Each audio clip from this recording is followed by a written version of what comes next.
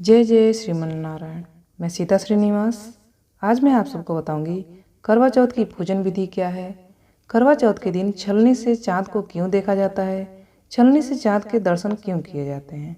कार्तिक मास की कृष्ण पक्ष की चतुर्थी को सभी विवाहित स्त्रियां अपने पति की लंबी आयु के लिए, दाम्पत्य जीवन में प्रेम और भाग्योदय के लिए करवा चौथ का व्रत करती हैं।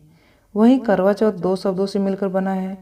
करवा यानी मिट्टी का बर्तन और चौथ यानी गणेश जी की प्रिय तिथि चतुर्थी। प्रेम, प्यार और विश्वास के इस अनोखे महापर्व पर मिट्टी के बर्तन यानी करवे की पूजा का विशेष महत्व होता है। वहीं शास्त्रों में भी उल्लेख है कि जो पति पत्नी एक बार किसी कारणवश एक दूसरे से बिछड़ जाते हैं, उनके लिए यह व्रत विशेष लाभकारी होता है। वहीं श्री रामचरितमानस में भी इस व्रत का उल्लेख किया गया है। चंद्रमा की किरणें जिन्हें अधिक कष्ट पहुंचाती हैं, इसलिए करवा चौथ के दिन चंद्रोदय चंद्रदेव की पूजा कर महिलाएं कामना करती हैं कि किसी भी कारण से उन्हें अपने पति का वियोग ना सहना पड़े। वहीं महाभारत में एक बहुत ही सुंदर प्रसंग है, जिसके अनुसार पांडवों पर आए संकट को दूर करने के लिए भगवान श्री कृष्ण के कहने पर द्रौपदी ने करवा चौथ का व्रत किया। इसके बाद पांडव युद्ध में विजयी रहे। तो वहीं करवा चौथ व्रत में छलनी से चाँद देखने की क्यों परंपरा है। भक्ति भाव से पूजा के उपरांत घर की विवाहित महिलाएं छलनी से चाँद को निहारती हैं। वहीं इसके पीछे एक पौराणिक कथा है। करवा चौथ की कथा सुनिए। पौराणिक कथा के अनुसार बीरवती नाम की एक पतिव्रता स्त्री थी। यह व्रत किया करती थी।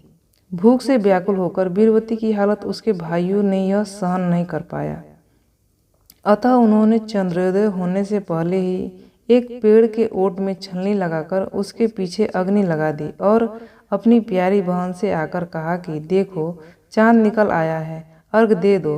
बहन ने झूठा चांद देखकर व्रत खोल दिया, जिसके कारण उसके पति की मृत्यु हो गई। साथ ही बीरवती ने अपने प्रेम और विश्वास से अपने पति का शव सुरक्षित रखा। अगले वर्ष करवा चौथ के दिन नियम पूर्वक व्रत का पालन किया, जिससे चौथ माता ने प्रसन्न होकर उनके पति को जीवन दान दे दिया।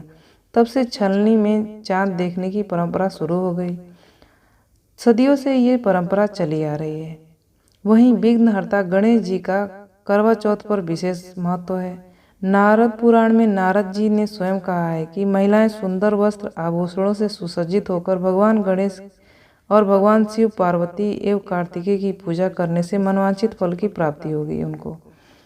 वहीं करवा चौथ की पूजा विधि में पकवान में भरे हुए 10 करवे रखे जाते हैं और पूरे भक्ति भाव से पवित्र चित्त होकर गणेश जी को समर्पित किए जाते हैं।